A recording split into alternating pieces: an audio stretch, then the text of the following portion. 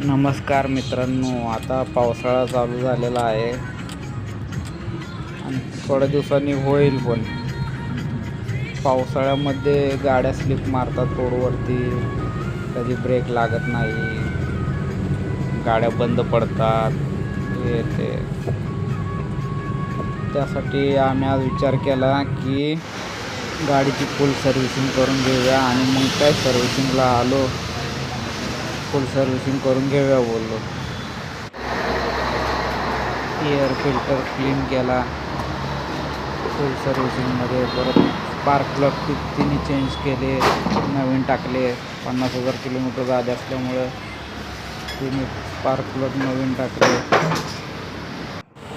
Spark plug हे बघा, हे जुनेवाले असे दिसतात, ते अशा प्रकारे गेलेले आहेत. त्यामुळे आपण तिन्ही 5 स्पार्क प्लग नवीन टाकले. त्याच्यानंतर आपलं ब्रेक पॅडची पॉलिश करून घेतली, ऑइल वगैरे चेंज केलं, नवीन टाकलं. डायरेक्ट पूर्ण काळात छार झालेलं ऑइल, कारण 10च्या जागी 15,000 किलोमीटर चालवली होती गाडी. तर पाठीमागचे ब्रेक लायनर वगैरे सगळे चेक करून हँडब्रेकची सेटिंग वगैरे करून घेतली सर्व.